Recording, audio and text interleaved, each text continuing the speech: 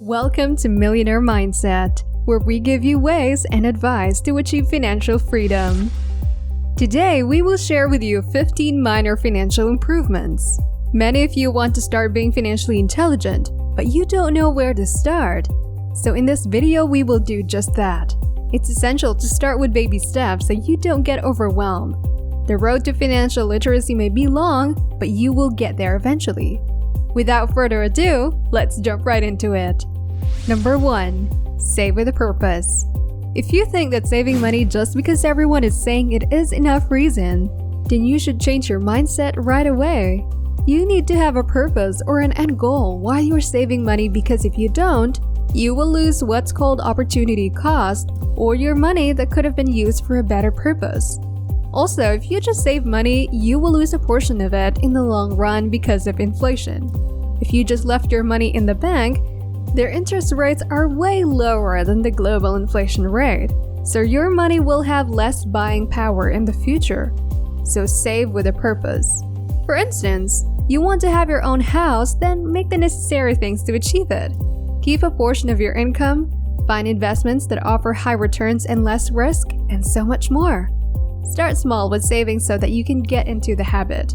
If you are used to saving $10 for every $100 you earn, it'll be easier for you to save $100 for every $1,000. Number 2. Give your money value. For example, your goal for saving is to travel to the Philippines for your next summer getaway. That's fine. We don't have a problem with that. But you find yourself in the queue holding an expensive pair of shoes. What do?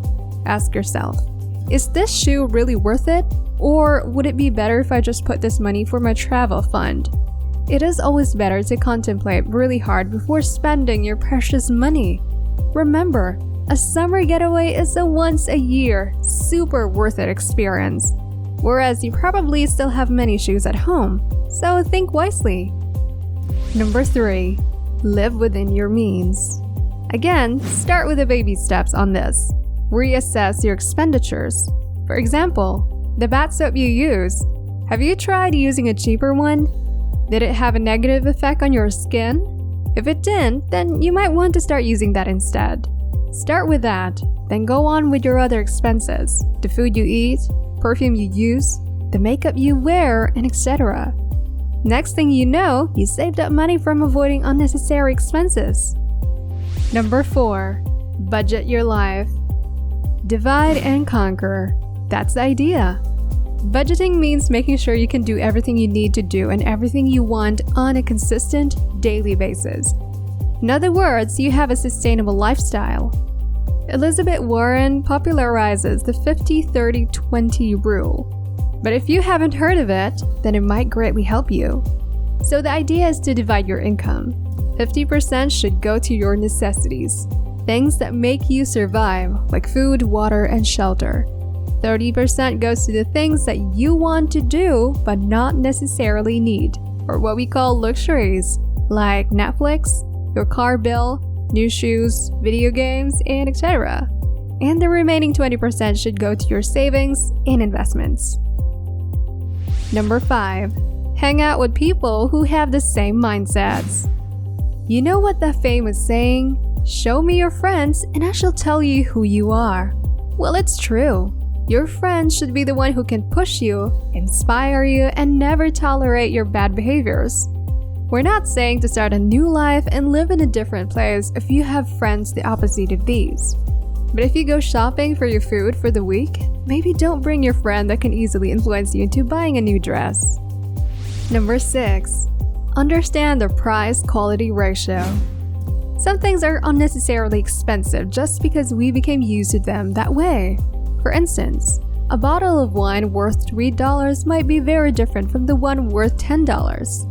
But I'm pretty sure many people can't tell apart a wine worth $10 versus $100. The same goes for toothpaste, shampoo, shaving cream, organic food, etc.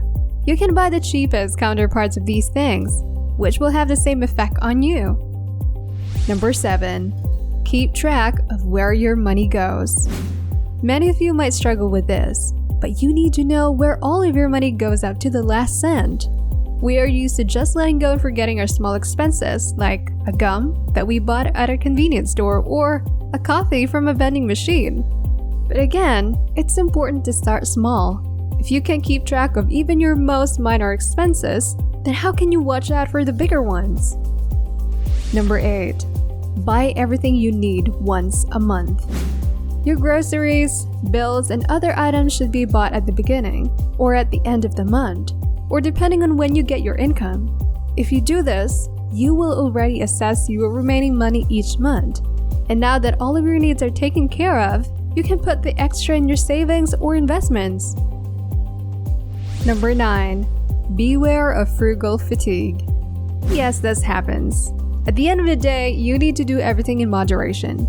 Being frugal is ideal, the way of life, but if you're overdoing it, then it's a bad thing too.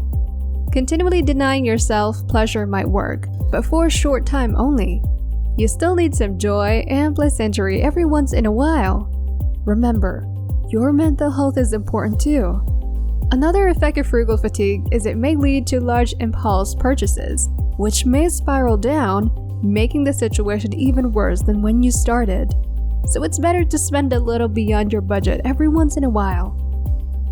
Number 10. Use technology. Many claim that our smartphones can become our financial coaches soon. Well, it's starting to happen right now. It is another excellent case for technology. We can use our phones to track our money and install apps that help us to be better with our financial decisions. So choose over 1,000 available apps out there that suits your lifestyle and take advantage of every last bit of it. Number 11. Don't tell yourself that you're bad at money. Change comes from within. It's all about the mindset. If you keep telling yourself you're bad at this, you lose motivation. So you better change that negative way of thinking. Number 12. Have a retirement plan. Never rely on government plans and Social Security. Think of it like this. You work hard from you're 20 until you're 60, and then you just rely on the government for the last 20 years of your life? What have you done with the money that you earned for 40 years? So you need to have your own retirement plan. It's said that most of the population still have this mindset of relying on Social Security once they're old. So it would be nice to spread the good word of financial literacy and teach them the better way. Number 13. Enhance your knowledge. If you're watching this video, chances are you are very interested in financial literacy. Watch this video and continue learning. YouTube is full of videos and channels aside from ours.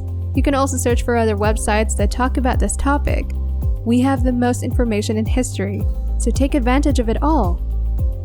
Number 14. Teach yourself with financial tools. In relation to number 13, you have to know basic financial tools like how taxes work, how interests work, how the stock market works, and so on. It might seem that you don't need all of this, but they're excellent information to have, and they might help you make a better decision in the future. Again, the internet is full of these lessons, so you don't have an excuse. Number 15. Don't always go for the specials. Malls and supermarkets offer promos and price sales all the time. It's what they do to bring on more customers. It might be tempting to buy a pair of jeans for 50% off, but do you really need a pair of jeans in the first place? You might save money for buying it at the discount, but you still bought it. You still gave up cash that you can be used for a much better purpose, right? Not to mention the time and money you spent on gas to go to the store are also wasted. So you better fight the temptation. That's our list for today. I hope this is the beginning of your journey to financial freedom.